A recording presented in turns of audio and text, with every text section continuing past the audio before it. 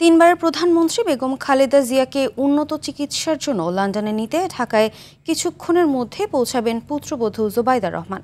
সকাল 10:30টার দিকে তার হযরত শাহজালাল আন্তর্জাতিক বিমানবন্দরে পৌঁছানোর কথা রয়েছে। এদিকে বিএনপির চেয়ারপারসন বেগম খালেদা জিয়াকে লন্ডনে নিয়ে যাওয়ার জন্য কাতার এয়ার অ্যাম্বুলেন্স কারিগরি সমস্যার কারণে ঢাকায় পৌঁছাতে বিলম্ব হবে বলে দলের পক্ষ থেকে জানানো হয়েছে। আরও জানাচ্ছেন এয়ার বাদল। রাজধানীর এভারকেয়ার হাসপাতালে চিকিৎসাধীন বিএনপি চেয়ারপারসন বেগম খালেদা জিয়াকে উন্নত চিকিৎসার জন্য লন্ডনে নেয়ার সব প্রস্তুতি সম্পন্ন।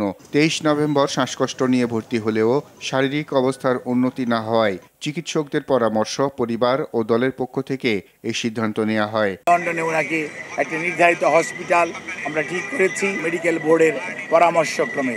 চিকিৎসার জন্য খালেদা জিয়াকে লন্ডনে নিতে বিএনপি চেয়ারপারসনের পুত্রবধূ বিএনপির ভারপ্রাপ্ত চেয়ারম্যান তারেক রহমানের স্ত্রী জোবাইদা রহমান এর আগে লন্ডনের হিথ্রো বিমানবন্দর থেকে রওনা দেন তিনি।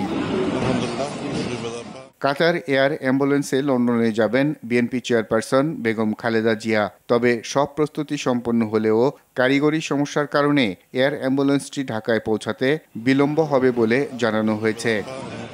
উন্নত চিকিৎসা নিশ্চিতে লন্ডনে নিয়ে যাওয়া যখন সংশয়, তখন যুক্তরাজ্য থেকে ইন্টেনসিভ কেয়ার বিশেষজ্ঞ ডাক্তার রিচার্ড বিলি ও চীনের বিশেষজ্ঞ চিকিৎসক দল এভার কেয়ারে আসেন বেগম জিয়ার বিদেশ যাত্রার ঝুঁকি যাচাইয়ে। সব বিবেচনায় লন্ডন যাত্রার সিদ্ধান্ত নেয় চিকিৎসক দল। বেগম জিয়ার এবারের যাত্রায় 2 জন বিদেশি চিকিৎসক সহ মোট 16 জন সঙ্গী হবেন। এ আর বাদল, RTV, ঢাকা।